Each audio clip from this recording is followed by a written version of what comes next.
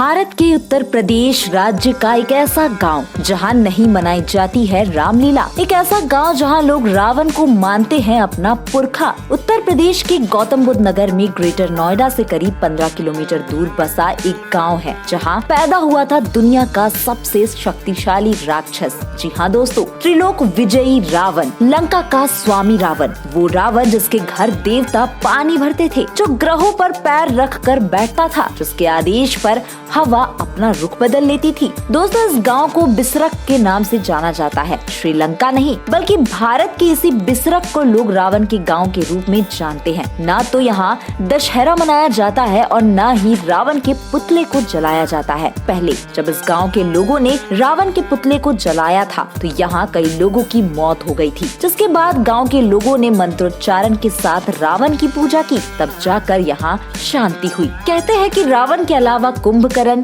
शूर्पणखा और विभीषण ने भी इसी गांव में जन्म लिया था। यही वजह है कि जब पूरे देश में श्री राम की जीत की खुशियां मन रही होती है तो वहीं इस गांव में रावण की मौत का भी शोक मनाया जाता है। दशहरा के दिन यहाँ लोग मातम मानते हैं। स्थानीय लोग बताते हैं कि ऐसा नहीं है कि वे श्री राम को नहीं मानते, उनकी भी आराधना होती है, लेकिन दशकों से इस गांव में कभी भी रामलीला नहीं हुई। कहा जाता है कि गांव के लोगों ने यहाँ 2 बार रामलीला का आयोजन किया था और रावण दहन भी यहीं किया गया था, लेकिन दोनों बार रामलीला के समय किसी न किसी की मृत्यु हो गई। इसलिए यहाँ कभी रावण दहन नहीं होता, बल्कि बिसरक में रावण की आत्मा की शांति के लिए हवन किया जाता है। रावण संहिता के अनुसार बिसरक रावण के पिता विश्वा ऋषि का गाँव हुआ करता था। उसी के नाम पे इस जगह का नाम बिसरक पड़ा। विश्व ऋषि यहाँ रोज पूजा करने के लिए आते थे। बता दे, पूरे देश में बिसरक ही ऐसी जगह है जहाँ अष्टभुजई यानी 8 भुजाओं वाला शिवलिंग है। कहते हैं कि इस शिवलिंग को ब्रह्मा जी के मानस पुत्र और रावण के दादा पुलस्त्य ऋषि ने स्थापित किया था। मंदिर के पुजारी बताते हैं कि इस शिवलिंग की सबसे बड़ी विशेषता यही है कि इसे ऊपर से स्थापित नहीं किया गया, बल्कि